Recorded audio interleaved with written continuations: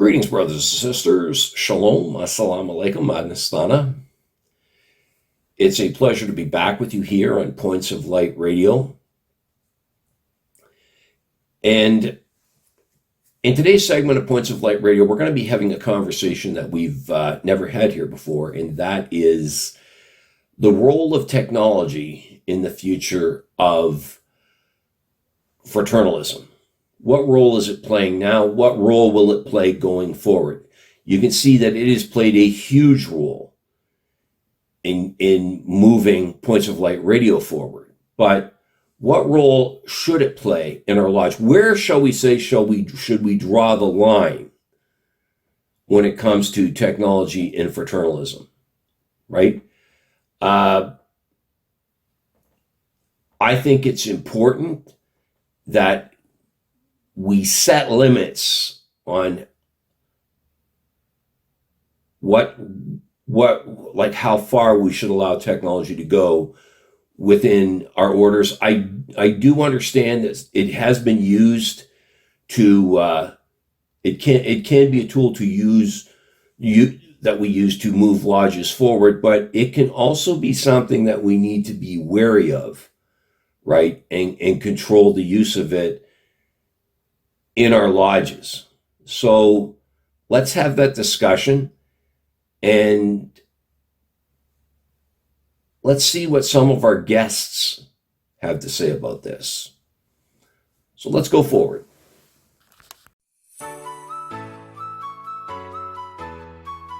Ladies and gentlemen, seekers of light and secret knowledge wherever you may be, you are listening to Points of Light Radio, the podcast dedicated to taking you past the apron and behind the closed doors of lodges everywhere.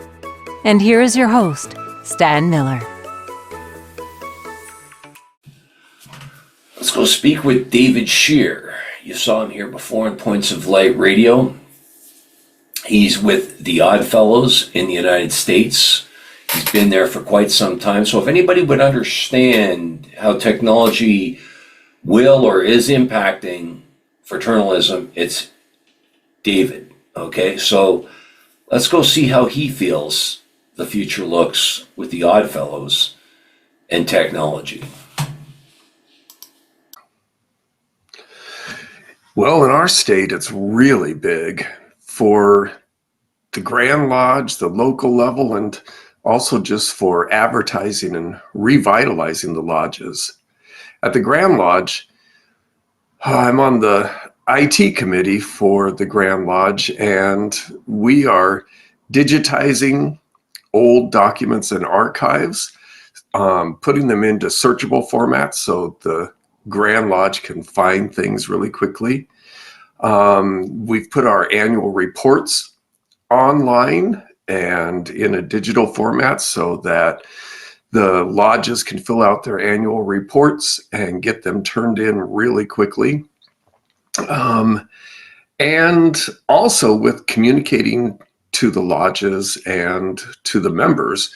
For instance, the Oregon Pacific Odd Fellow, almost everyone receives it by email now, which saves a whole lot of money in postage. On the local level, for our lodge, Peninsula Lodge, we do our application process for new members online, and that's great. It gives us a way to very quickly get all of the information.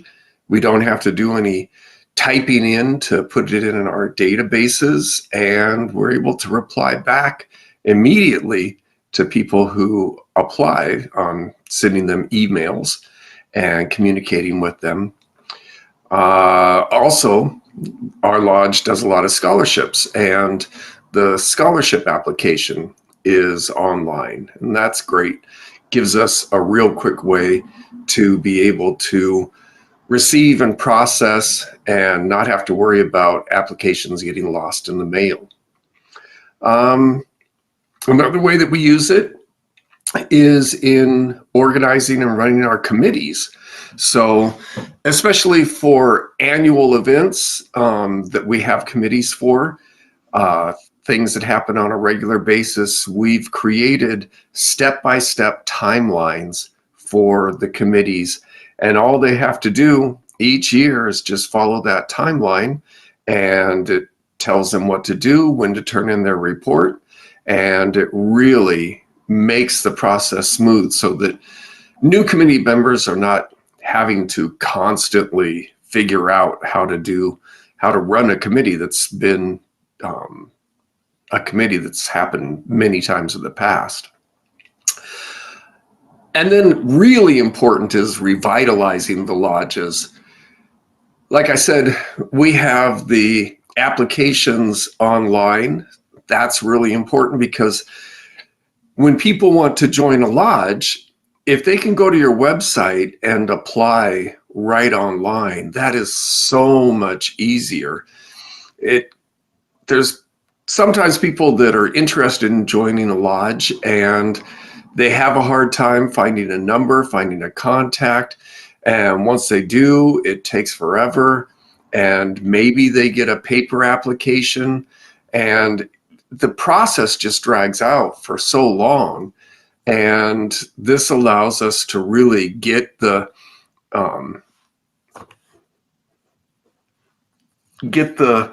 process going quickly. Yeah, so that's the biggest thing. And it also is great for advertising. So we have advertising on Facebook and all of the different social media. And we have a 3-person publicity committee that coordinates the advertising of all of our lodge events. And one person creates images using the computer, making posters, etc.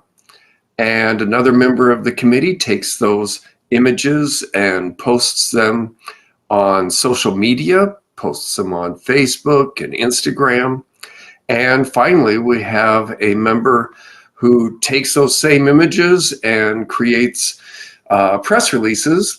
And we have a list of all the local media, and they email those press releases out along with the images. And that's been very successful for us.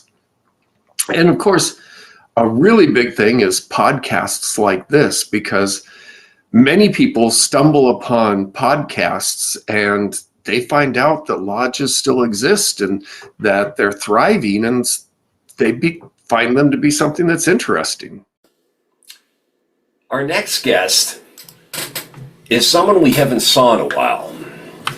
His name is Darren Rose. He's the Grand Master General and Grand Hierophant of the Egyptian Masonic Order in the United Kingdom. He's also a Masonic book author.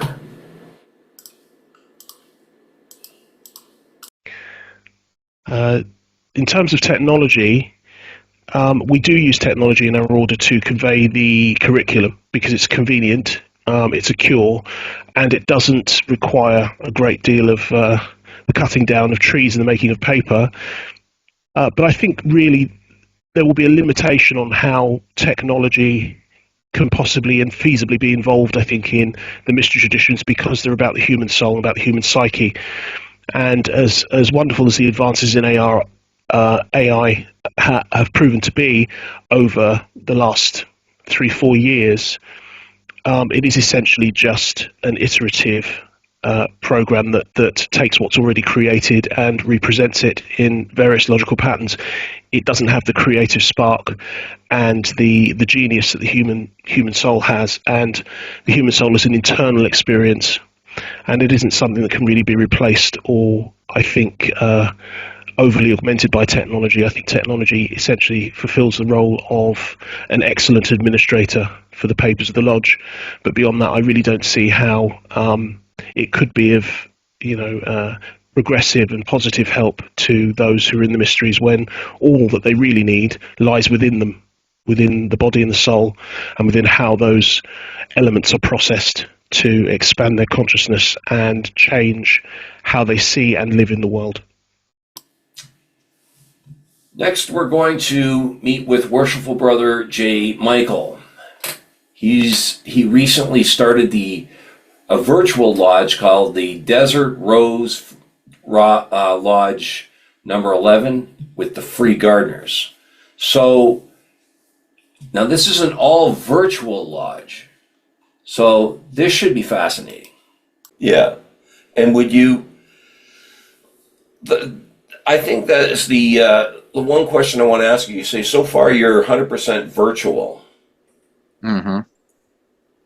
What role, because you're in several different organizations, like you're saying, what role do you see technology playing within the Free Gardeners as well as some of the other organizations you're in? Because like this is interesting. You're virtual, so do you see it playing a much larger role? Maybe bringing the brotherhood together. I think the future is virtual. I think at some point we're going to have, in fact, there already are software out there to hold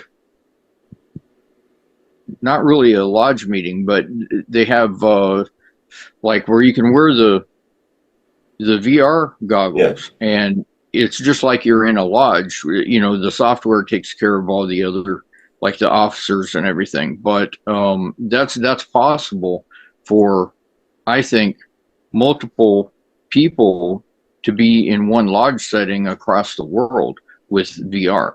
Now, I'm kind of, I have anxiety about that because, you know, I was brought up a fundamentalist Christian, and so, you know, they've always told me that all this stuff is mark of the beast. So, you know, I've got that in the back of my mind, right? But we can't deny that it's here. Yeah. As far as the technology. I think VR could be used for a very positive purpose for fraternities, though. I really do. It can, yeah. Now, one more thing here, okay, that I think we should talk about going forward. One of the things that prompted me to create this particular segment was that I recently saw some online, some videos on YouTube where a gentleman had brought his cell phone into his Masonic lodge. And it looked to me, it had to have been, put it that way, that he was surreptitiously recording these the conferral of degrees. Okay, like I said, it had to have been. I don't know of any Masonic body, or for that matter, even any other esoteric fraternal order that would allow such a thing to happen. Right now, it prompts the next question: how do we ensure that this doesn't happen? Right, and in this day and age where many people believe that they have the right to know what's going on in the halls of power in our government or in the boardrooms or, you know, almost anything, and where people are quite willing to post anything about their life on Facebook and so on. Many people believe that, yeah, we should just open our lodges up like that and allow this kind of thing, you know, that we would record degree conferral. How do you feel about that? Personally, I'll tell you right now, I'm against it. I know some lodges do ask you, in some cases I've heard demand that you lock your phone up, shall we say, before going in to a meeting, right? I know some of the lodges that I belong to, one of them prefers they have a briefcase there and we just turn our phone off and put it in there. I personally, whether I lock my phone away or not, would never ever think of recording even a simple business meeting, never mind degree conferral. But here again, it begs the question, how do we control this? But also another question, what do we do if we catch a brother or sister doing that, recording a business meeting or especially a degree conferral. How do we deal with that? We can't just let it go. I know personally, I could never just let it go. So how would we deal with that, brother, if we caught that? If these gentlemen caught that, brother, and know who did that, what are they going to do about that? Right? Obviously, you can't trust that brother to come into the meetings anymore. I mean, if he's gonna record something like that, he's probably talking about what's going on in there outside as well. So we can't allow that. We've covered parts of this discussion before, that what's said and done in the lodge room should stay there. Can we trust a brother who would record something like that in the future? Let me know in the comments section. Next, we're going to talk to Casey Pemberton. Now, if you recall, he was the Grand Chancellor of the Domain of Missouri and Kansas. He's also the Chancellor Commander of the Manitou Lodge number 446.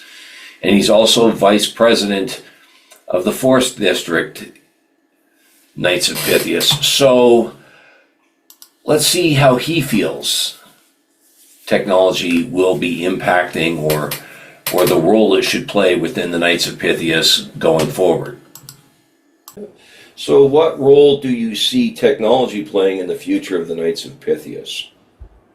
So, something we've already started doing as Grand Chancellor, one of my duties is twice a year to have Grand Council meetings, which I would say are basically state of the domain meetings. You bring all the grand officers together, you bring the heads of the big grand committees together, and hey, how's everything going in your area? What do we need to get done? Where are we having grand convention? Making sure everyone's on the same page. And we've gone to a mixed system with that for at least the last meeting, and I think we might do that more moving forward, of allowing Zoom calls as well as people meeting in person. Okay. And I think for a meeting like that, that's great because it can be pretty daunting. We are a smaller domain.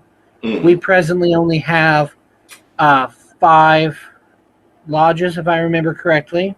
Yep, we have 3 here in the northern half of the state and 2 in the southern half. And so getting all those guys to come together in person, finding a central place, that's harder to do. You're like If Canada, you say, big and spread out. Like you can't, it's impossible. Yeah. You know what I mean? Yeah, I agree with you. Yeah. Now, so, go ahead. oh, sorry. So yeah, that helped being able to do Zoom, especially with older members that still are a little bit able to use tech. Yeah, I hear you. Our next guest is Wilbert Lemuel. Now, you saw him here numerous times on Points of Light Radio.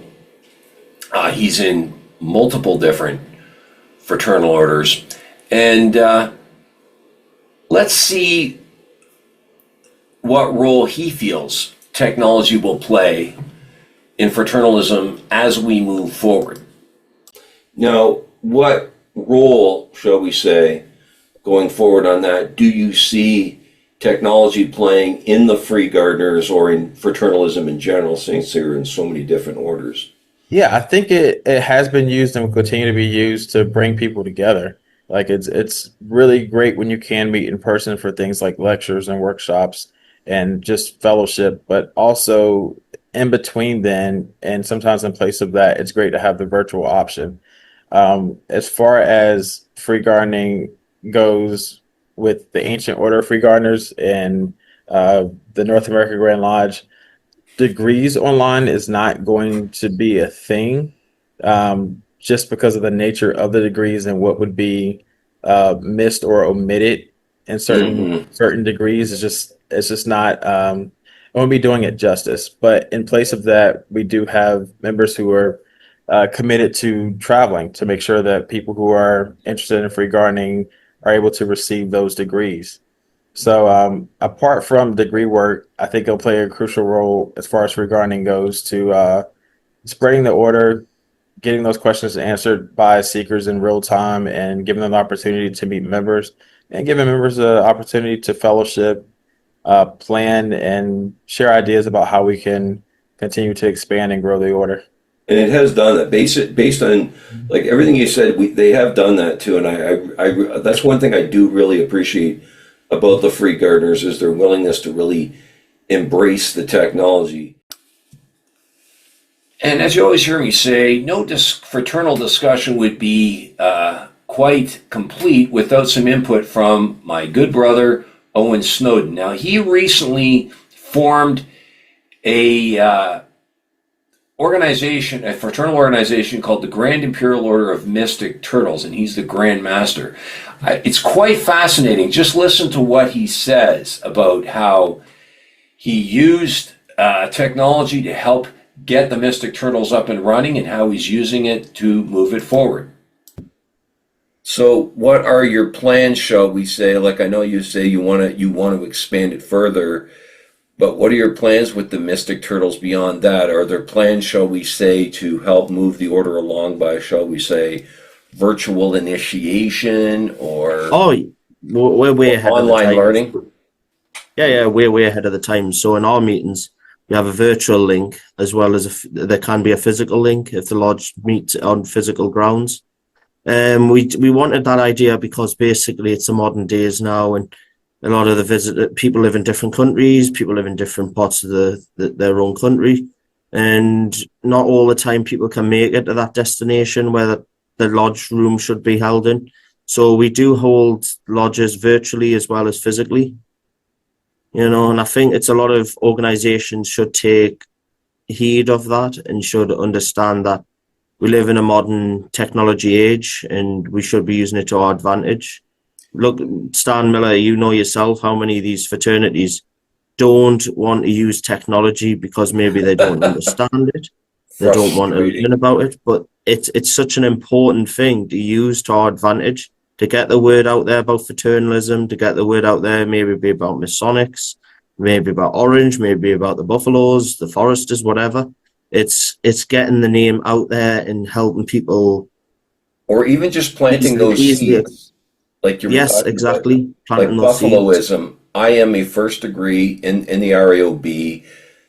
They found a way to get that done. Now I can't progress further, but that seed has been planted in my community, and eventually, hopefully, we can move that forward to forming a lodge and so on. It's best. You have to think that far ahead. You're not giving anything up. You can still, as we've often talked about, maintain those core values and rituals and secret work, but still take advantage of the more modern technologies that are out there. Exactly. Totally agree. Finally, let's see what Istvan Horvath has to say. Now, you saw him here back in June on Points of Light Radio discussing his book in the Manitoba Virtual Lodge that he's part of. So let's see how he feels the Masons should go forward with technology. Well, now now that we've talked about this, what role do you see technology playing in the future of Freemasonry? Will it play more such as this? Will there be, shall we say, virtual degrees, things like that in the future? Yeah, that's a very good question. I don't know how and in which way technology and artificial intelligence and all that would develop. But at this moment, although I appreciate very much this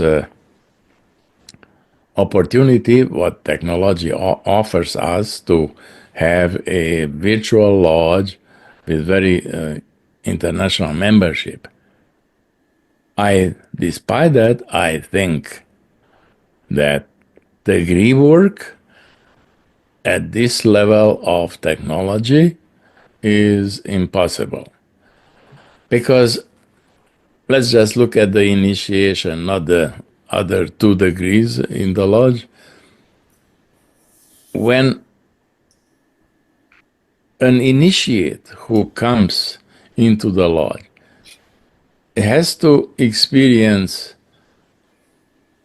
with all the senses, the light or the lack of it, sounds, touching, and everything.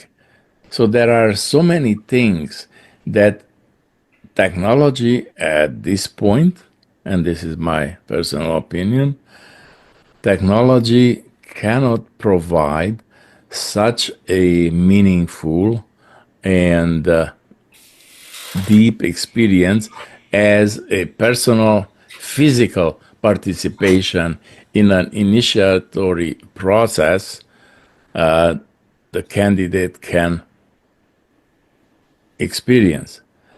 So therefore, I don't see in the foreseeable future degree work done online. Maybe they tried, or during the COVID, there were some rumors. I never got sure information about it. But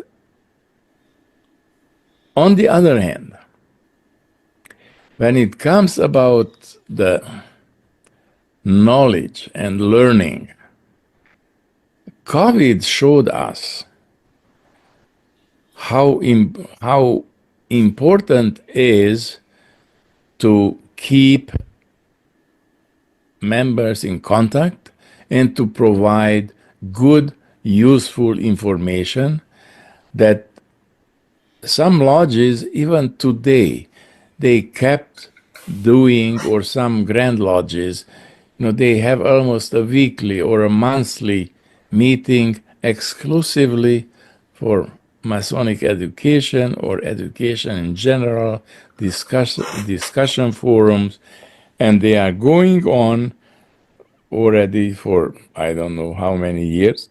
They started immediately after the COVID ban of meeting came into effect, and they are still going because they can.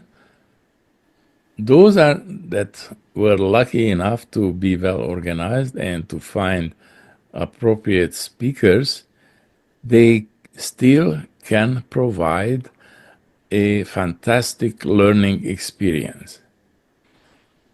No, we cannot imitate online the physical experience of an initiation process, but we can educate, we can mentor, we can learn. And the best part in this Masonic settings, in a lodge setting, is that in one moment you are a disciple, a learner, and tomorrow maybe you are the mentor helping the others.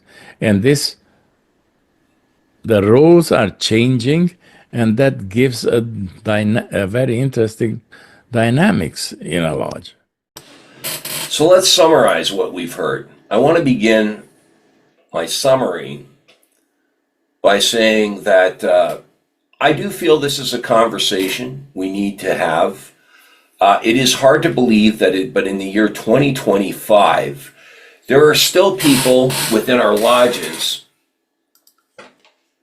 who are resistant, shall we say, to the use of technology within not just our lodges, but within our organizations. Like I said, hard to believe in 2025 we're doing this. And a lot of it is not just the older, more established members. In fact, I have found that in some of the organizations I'm in, some of the older members are more accepting than some of the younger members and newer members of the organization when it comes to technology. But as you can see from the input of my guests today, right, we can't really ignore technology, right? Now, Mr. Horvath, prime example, he appreciated technology. Now, he doesn't feel that it can replace traditional degree and ritual work. However, technology can be used as a tool to spread Masonic learning and education. Okay, and he's part of a virtual lodge, remember that. So he belongs to one of the many Masonic organizations, a virtual lodge he belongs to. And so he would understand that better than many others, right? Mr. Scheer feels that technology has provided Odd Fellowship with a wonderful advertising program. And it has, I will say that. And I also know that from a previous interview with him, his lodge, his Oddfellows Lodge, has a QR code on the door that a person can take their phone, and I'm not very well versed with QR codes. I don't like to admit that, but they can hit on that particular QR code, and it gives them all kinds of information about what the Oddfellows are all about.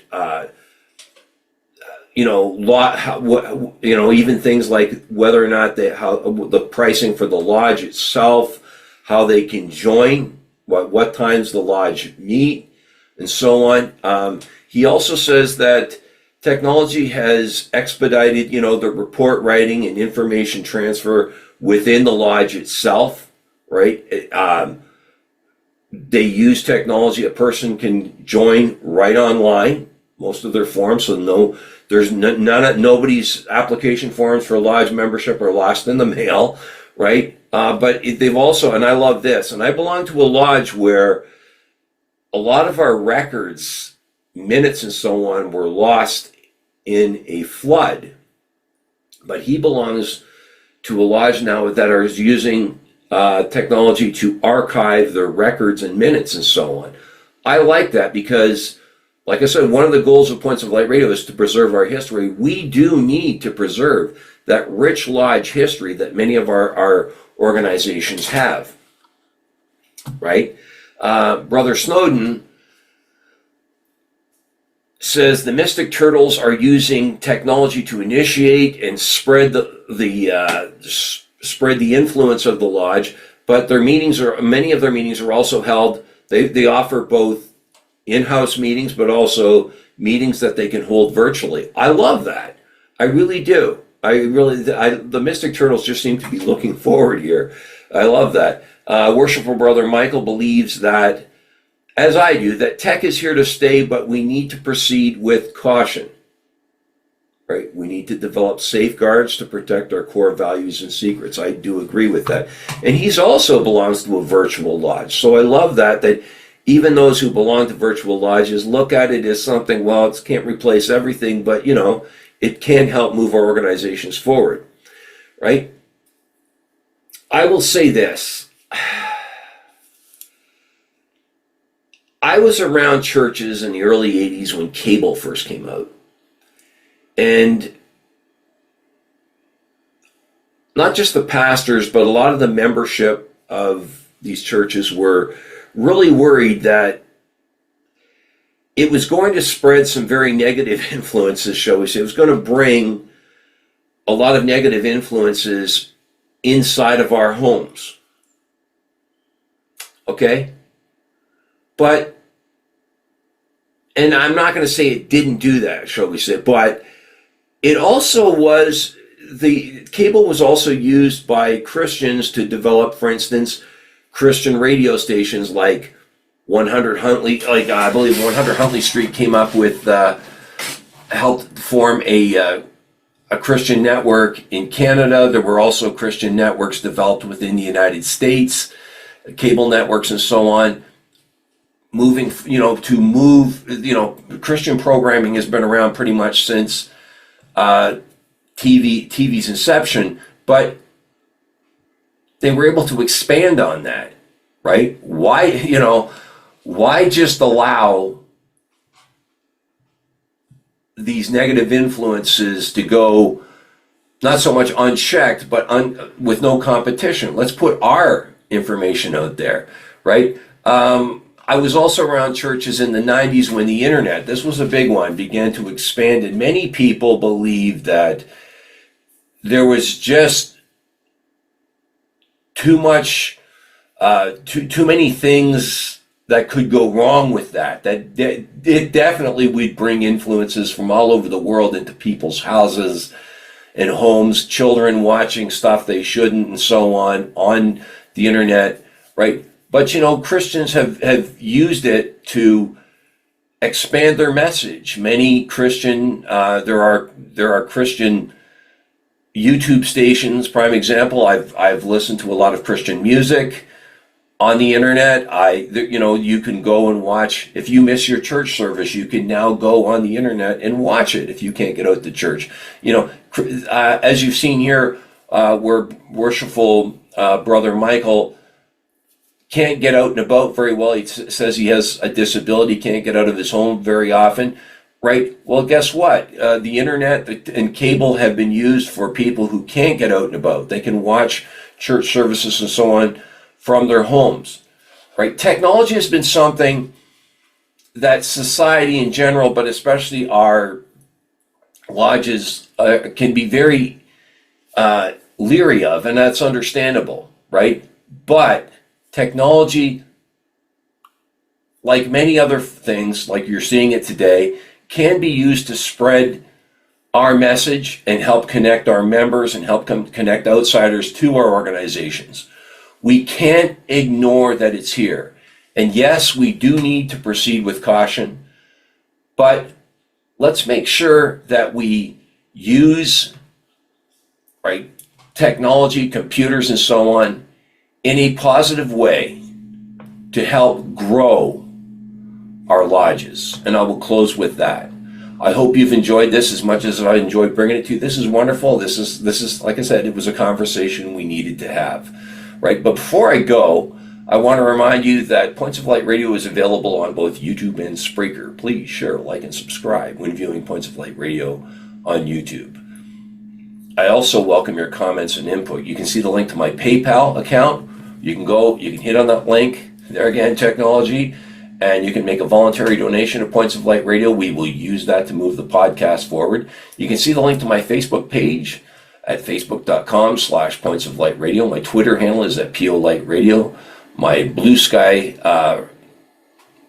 link is at polightradio.bsky.social. You can see the link to my Spotify channel, as well as my Points of Light Radio store. Brothers and sisters, it's been an absolute pleasure to have this conversation with you today. And until we meet again, just